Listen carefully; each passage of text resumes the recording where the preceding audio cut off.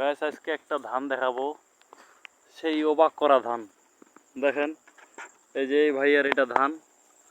কি ধান আপনার এটা? এটা ভাইয়া আসসালামু আলাইকুম। ওয়ালাইকুম সালাম। আচ্ছা ভাইয়া, একটা ধান আমি আবাদ করছি এবার।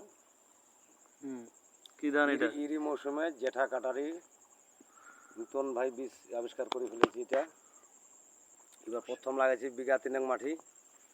দেখেন ধান, দেখেন সেই দেখেন, কিন্তু নর্মালে আবাদ ভাই এটা 60 হইতে 65 মন আসিবে বিঘায়। একরে ধরো 120 মন আসিবি একরে। উন্নত জাতের ধান ভাই, এটা ধানের সেনও খুব, গ্রেন খুব। এই ধান লাগাইছি ভাই, আর মনে করো 5-7 দিন লাগবে ধানটা কাটিতে। এই ধানটা কি আপনি কি হিসাবে বিক্রি করবেন? এটা দেখি যদি বীজ হিসাবে বিক্রি করতে হয় বীজ হিসাবে করব। বীজের জন্য ভালো ভাই, এই ধানটা যদি লাগায় বাংলাদেশ যত কৃষক আছে এদিক ভাই উন্নত হবে। এটা ফলন বেশি, কিন্তু 60-65 মন ধান হওয়া মামুলি কথা নয় ভাই। উন্নত জাতের ধান, সেনো মেডিসিনও খুব, সেন খুব, গ্রেন খুব। ধানটার নাম কি রাখছেন? ধানটা জেঠা কাটারি। জেঠা কাটারি। জেঠা কাটারি ইরি মৌসুমে আবার যেটা করে হেমুতে যেটা করে ভাই ওটা নয়, এটা ইরি জাতীয়।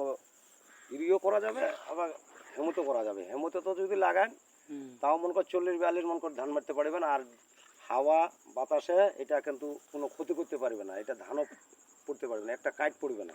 ধানটা যে কোনো মাঠে লাগান। নামে দেখান তো, ধানটার নামে দেখান যে কতটুকু লম্বা ভাই আপনার। ধানটা। হ্যাঁ, নামে দেখান। ধানটা ভাই বাড়ির তোলা মাঠের জন্য খুব ভালো গাছ, খুব শক্তিশালী গাছ, কিন্তু ফলন অতিরিক্ত ফলন। দেখেন ভাই আমার শেষ পাখি গেছে। এই ধানটা আপনি দয়া করে সবাই লাগাবেন, কৃষক লাগালে উন্নত হবেন।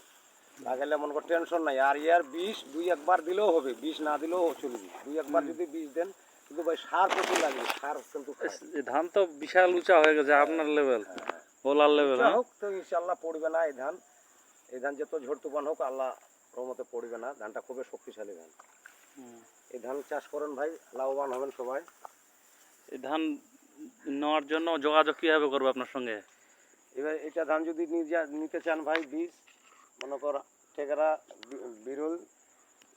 বিরুল থানা আমার, আর টেকরা 2 নম্বর ইউনিয়ন ফরকাবাজ বাড়ি, টেকরা নারায়ণপুর বাসা আমার, মনে কর তালপাড়া। মান্নান ইসলাম নাম, আব্দুল মান্নান নাম। ঠিক আছে।